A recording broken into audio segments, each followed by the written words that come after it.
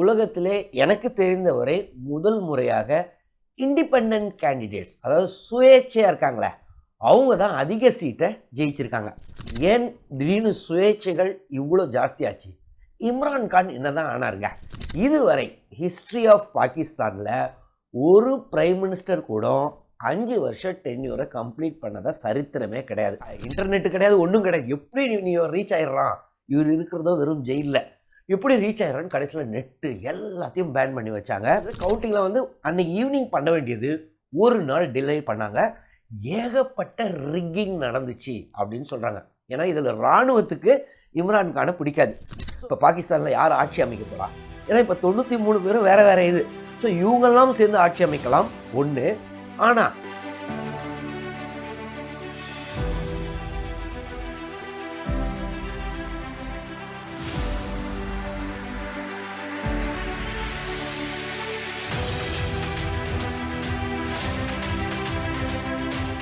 வணக்கம். Israel Jabasingh. February 8 பாகிஸ்தானில் election நடந்துச்சு. ஆனால் இந்த எலெக்ஷன் பார்த்திங்கன்னா உலகத்திலே எனக்கு தெரிந்தவரை முதல் முறையாக இண்டிபெண்டன்ட் கேண்டிடேட்ஸ், அதாவது சுயேட்சையாக இருக்காங்களே, அவங்க தான் அதிக சீட்டை ஜெயிச்சிருக்காங்க. 90 சீட்டுக்கு மேலே சுயேட்சைகள். அதற்கப்புறம் தான் மற்ற கட்சிகள். இப்போ பாகிஸ்தான் முஸ்லீம் லீக் நவாப் ஷெரீஃப் அப்படின்னு ஒரு கட்சி உண்டு. அது பார்த்திங்கன்னா 63 சீட்டோ என்னமோ தான். அதுக்கு அடுத்தது பாகிஸ்தான் பீப்புள்ஸ் பார்ட்டி, அது யாருதுன்னா புட்டோ அவர்களுடையது. ஸோ அது பார்த்திங்கன்னா 50 சீட்டு கிட்ட தான் இருக்குது. ஏன் திடீர்னு சுயேட்சைகள் இவ்வளோ ஜாஸ்தியாச்சு? இம்ரான்கான் என்ன தான் ஆனாருங்க? இம்ரான்கான் நம்ம ஏற்கனவே கூட முன்ன ஒரு வீடியோவில் பார்த்தோம். அவருக்கும் இராணுவத்துக்கும் கருத்து வேறுபாடு வந்துச்சு. இராணுவத்தை பகைச்சிக்கிட்டு யாராலும் பாகிஸ்தானில் ஆட்சி செய்ய முடியாது. இதுவரை ஹிஸ்ட்ரி ஆஃப் பாகிஸ்தானில் ஒரு பிரைம் மினிஸ்டர் கூட 5 வருஷம் டென்யூரை கம்ப்ளீட் பண்ணதாக சரித்திரமே கிடையாது. ஸோ இவர் மட்டும், இவரை பொறுத்தவரை இம்ரான்கான் வந்துட்டு பாகிஸ்தான் மிலிட்ரியோடைய சப்போர்ட்டில் தான் ஃபஸ்ட்டு ஆட்சிக்கு வராரு. ஆனால் அதுக்கப்புறம் கருத்து வேறுபாடு வந்துடுதுங்க. ஸோ ஒரு கட்டத்தில் அவரை டிஸ்மிஸ், அதாவது அவங்க டிஸ்மிஸ் பண்ண முடியாது, மற்ற கட்சிகள் சேர்ந்து ஏதோ ஒரு கன்ஃபியூஷன் வந்து அவர் வெளிநடப்பு செஞ்சிடுறாரு. அதாவது அவர் டிஸ்மிஸ் ஆயிடுறாரு. அதற்கு அப்புறம் நிறைய கேசஸ்ங்க அவர் மேலே. அவர் ரொம்பவே பாப்புலராக தான் இருந்திருக்காரு மக்கள் மத்தியில். அதனால் இவரை விட்டால் திருப்பி ஜெயிச்சிருவார். எலெக்ஷன் வச்சா கண்டிப்பாக இது வந்துட்டு இம்ரான்கான் அப்படின்னு சொல்லிட்டு ஏறக்குறைய 3 மெயின் கேஸுங்க. Corruption case, official. ஒரு கரப்ஷன் கேஸ்லாம் என்னென்னா, இவருடைய பார்ட்டி ஃபண்டிங், இந்த பிடிஐன்னு, பாகிஸ்தான் தெஹ்ரிக் இன்சாஃப், அதான் இவருடைய கட்சி, இம்ரான்கானுடைய கட்சி. இதோடைய சிம்பிள் என்னென்னா பேட்டு, கிரிக்கெட் பேட். இவர் முன்னாள் கிரிக்கெட் வீரர்ல. ஸோ அதுதான் இவருடைய சிம்பிள். ஸோ இது வந்து 2003 அந்த கட்சிக்கு ஃபண்டிங் சரியாக வரல, 2003.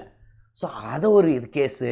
அதுக்கப்புறம் ரீசெண்டாக வந்துட்டு அமெரிக்கா வந்துட்டு நம்ம இதில் இன்டர்ஃபியர் பண்ணுது அப்படின்ட்டு ஒரு மீட்டிங்லலாம் சொன்னார். ஸோ அதை வந்துட்டு நீ அஃபிஷியல் சீக்ரெட்ஸ் ஆக்டை வயலேட் பண்ண. ஸோ இந்த மாதிரி சொல்லி கடந்த ஆகஸ்ட்லேருந்து அவர் ஜெயிலே தான் இருக்கிறாரு. கடைசியில் என்ன பண்ணாங்கன்னா அவருடைய கட்சியை பேன் பண்ணிட்டாங்கங்க. கட்சி பேன் பண்ணனால இனிமேல் அவங்களுக்கு கட்சி சிம்பலும் கிடையாது. ஸோ இப்படி ஒரு பெரிய கன்ஃபியூஸ்டு ஸ்டேட்டுக்கு கொண்டு போயிட்டாங்க. இவரால் இப்போ 10 வருஷம் ஜெயிலில் இருக்கணும். அடுத்த 5 வருஷத்துக்கு இவரால் வந்துட்டு எந்த அஃபிஷியல் பொசிஷனும் எடுக்க முடியாது.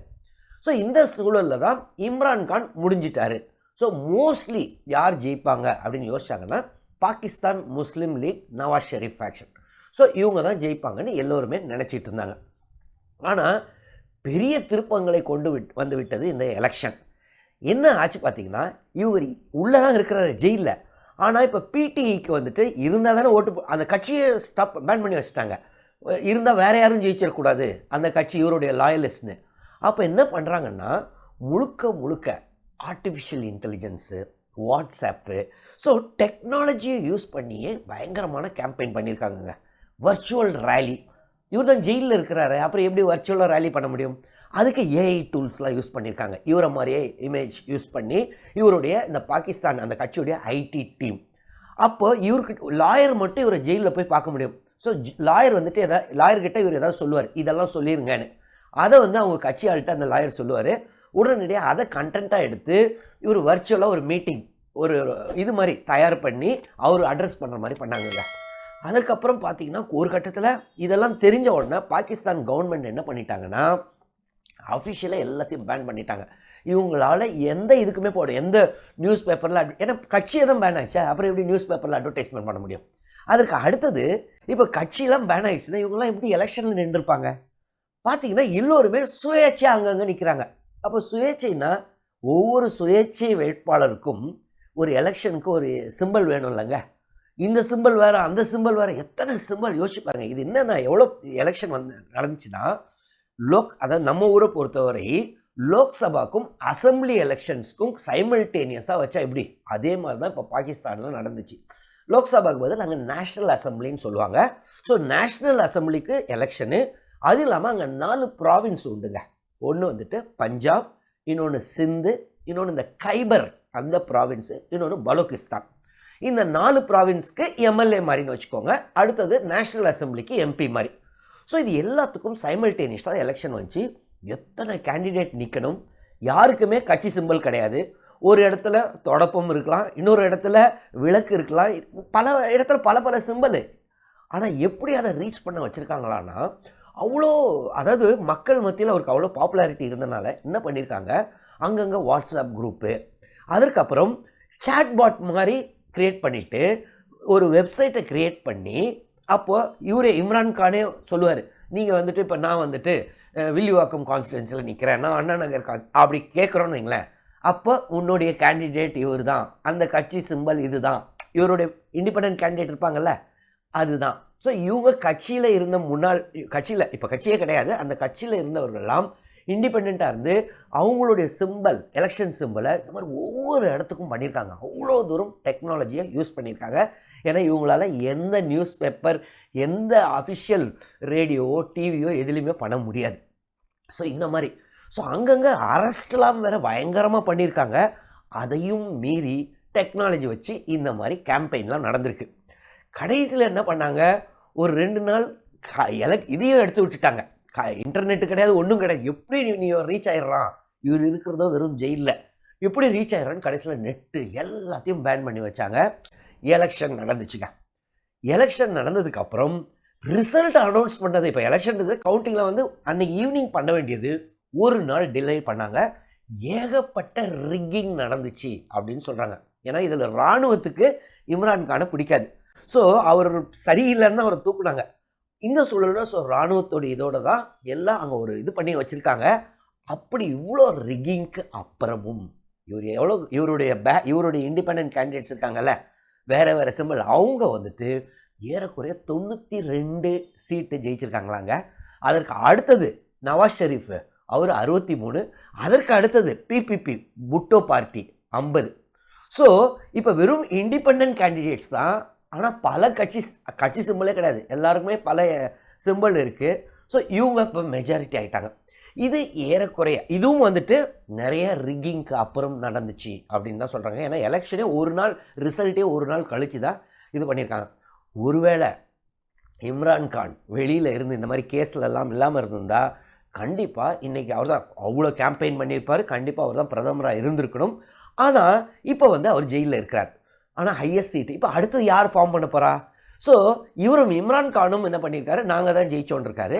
நவாஸ் ஷெரீஃப் ஃபேக்ஷன், அந்த பாகிஸ்தான் முஸ்லீம் லீக், அவங்களும் நாங்கள் தான் ஜெயித்தோம், ஏன்னா நாங்கள் தானே சிங்கிள் லார்ஜஸ்ட் பார்ட்டின்றாங்க. அவங்க சிங்கிள் லார்ஜஸ்ட் பார்ட்டினா எவ்வளோ, 63, மற்றவங்களாம் இண்டிபெண்ட்ன்றனால. ஸோ இப்போ அந்த குழப்ப நிலையில் தான் இருக்குது. ஏறக்குறைய இம்ரான்கான் இவங்க எல்லார் முகத்திலையும் கரிய பூசியிருக்கார் அப்படின்னு தான் தோணுது. ஏன்னா இராணுவத்துக்கும் இப்போ ஒரு பெரிய அசிங்கமாக இருக்கும்.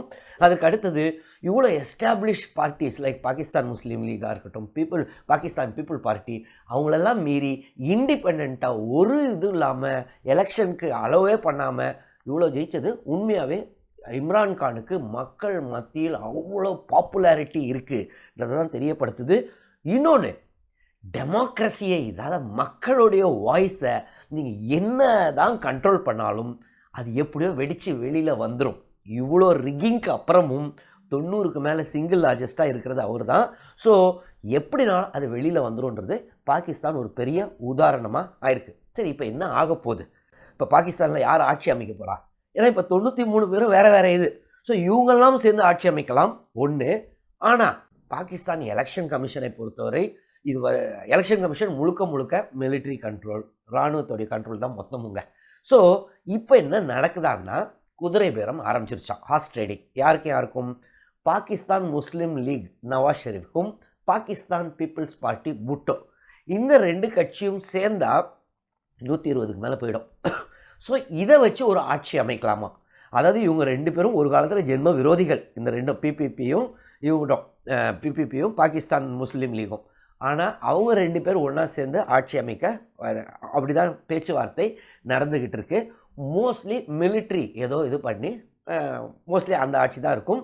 இம்ரான்கானை பொறுத்தவரை எவ்வளோ நாள் தான் ஜெயிலே வச்சுருக்க முடியும் அப்படின்னு நம்ம யோசிக்கலாம். ஏன்னா பாப்புலர் இது சப்போர்ட்டு அவருக்கு தான் இருக்குதுன்னு ரொம்பவே தெளிவாக தெரியுது. ஆனால் பாகிஸ்தானை பொறுத்தவரை இராணுவத்தை பகைத்தால் அது சாத்தியம். அவர் ஜெயிலே கூட இருக்கலாம், அப்படியே இருந்து இறந்துடலாம். அந்தளவுக்கு அங்கே இராணுவம் அவ்வளோ பவர்ஃபுல். ஏன் நான் சொல்கிறேன்னா 1970களில் புட்டோ அப்படின்றவர் ஒருத்தர் இருந்தார், பிரதமராக இருந்தார். ஸோ அவருடைய மகள் தான் பெனாசிர் புட்டோ பின்னாளில் பிரதமராக இருந்தாங்க பாகிஸ்தானுக்கு. அவங்களும் ஒரு இதில் அசாசினேட் ஆகிடுறாங்க. அதுக்கப்புறம் இப்போ பிபிபி கட்சியுடைய இது வந்து இன்னொரு அவங்க பேரக்குழந்தை, இந்த புட்டோவுடைய பேரக்குழந்தை. ஸோ இந்த புட்டோவுக்கும் இராணுவத்துக்கும் பிரச்சனை வருது. ஒரு கட்டத்தில் இவர் ரொம்ப பாப்புலர் லீடர் புட்டோ. ஆனால் என்ன பண்ணுறாங்க, ஜியாவுல்-ஹக் அப்படின்ற ஒரு மிலிட்ரி கூ கொண்டு வராரு, இராணுவ புரட்சி கொண்டு வந்து அவர் அரெஸ்ட் பண்ணிடுறாரு. அதற்கப்புறம் அப்போ எப்படி அரெஸ்ட் பண்ணுறாங்கன்னா, ஆர்மியிலே அவருக்கு அவ்வளோ ஆளுங்க இருப்பாங்களாம் புட்டோக்கு. ஏன்னா புட்டோ ரொம்ப பாப்புலர் லீடர். அந்த சமயத்தில் என்ன பண்ணியிருக்காரு, ஜியாவுல்-ஹக்கு இவருக்கு தேவையான அந்த புட்டோ பிரைம் மினிஸ்டருக்கு வேண்டியப்பட்ட இராணுவ வீரர்களுக்கெல்லாம் திடீர்னு ஒரு ட்ரைனிங் ப்ரோக்ராம் அரேஞ்ச் பண்ணி மத்தியானத்துலேருந்து ராத்திரி வரைக்கும் அங்கே ட்ரைனிங்கில் இருக்கிறாங்களாம். திடீர்னு இங்கே மிலிட்ரிக்கு பண்ணி எல்லாத்தையும் அரெஸ்ட் பண்ணி, புட்டோவை அரெஸ்ட் பண்ணி, மொத்த கேபினெட்டையும் அரெஸ்ட் பண்ணி, அதுக்கப்புறம் தான் அவங்களுக்கு ட்ரைனிங் ப்ரோக்ராமே முடிஞ்சிருக்கு. அதுக்கப்புறம் ஃபுல் கண்ட்ரோல் எடுத்துட்டாங்க. இதில் என்ன எப்படி முடிஞ்சதுன்னா, கடைசியில் அவருக்கு எதிராக ஒரு கேஸு, அவர் அப்போசிஷன் லீடரை ஒருத்தரை கொண்டுட்டாரு அப்படின்னு. ஸோ லோவர் கோர்ட்லாம் கிடையாது, நேராக அப்பீல் ஹைகோர்ட்டில் நடந்துச்சு. ஸ்பிளிட்டு வடிக்கிட்டு நிறைய பேருக்கு வெளியில் உள்ளவங்க எல்லாம் க்ளோஸ்டு கோர்ட் ரூம்லேயே நடந்துச்சு. கடைசியில் என்ன சொல்லிட்டாங்க, இவருக்கு மரண தண்டனை அப்படின்னு கோர்ட்டில் இது பண்ணிடுறாங்க. எத்தனையோ நாடுகள் அப்பீல் பண்ணாங்க, அவரை விட்டுருங்கன்னு. ஆனாலும் கடைசியில் வந்து அவரை தூக்கில் தான் போட்டாங்க. ஸோ அந்த அளவு இராணுவம். அவர் கடைசியில் என்ன சொல்கிறாரு, கடவுளே நான் ஒரு அப்பாவி, என்னை காப்பாற்றுங்க அப்படின்னு சொல்லிட்டு ஐ எம் இன்னசென்ட் இருப்பார். ஆனால் அது அவருடைய கடைசி வார்த்தைகள். இதுதான் பாகிஸ்தான். ஸோ இராணுவ ஆட்சியுடைய பிரச்சனைகள் அதுதான். ஸோ இம்ரான்கானை பொறுத்தவரை என்ன ஆகும்னு தெரியல. ஆனால் என்னை பொறுத்தவரை மக்கள் தீர்ப்பு, மகேசன் தீர்ப்பு. ஸோ இராணுவமும் எவ்வளோ நாள் தான் ஆட்சி பிடிச்சி, அதனால தான் பாகிஸ்தான் பின்தங்கியே இருக்குது. அதை உணர்ந்து மக்கள் ஆட்சியை மலர விட்டால்தான் நாட்டுக்கு, அவங்க நாட்டுக்கு நல்லது அப்படின்னு எனக்கு தோணுது. உங்களை பொறுத்தவரை என்ன நினைக்கிறீங்க, எப்படி பாகிஸ்தான் அடுத்தது ஆகும்? பாகிஸ்தான் இந்த மாதிரி டெமோக்ரஸியை கில் பண்ணுறாங்களே, என்ன ஆகும்? ஸோ அதை பற்றிலாம் இல்லை வேறு ஏதாவது இந்த எலெக்ஷனை பற்றி இன்ஃபர்மேஷன் இருந்தால் அதையும் கமெண்ட்ஸில் எழுதுங்க. ஏதாவது டவுட்ஸ் இருந்தாலும் கமெண்ட்ஸில் எழுதுங்க, நான் கிளாரிஃபை பண்ணுறேன். தொடர்ந்து இந்த சேனல் மூலமாக சந்திப்போம். நன்றி, வணக்கம்.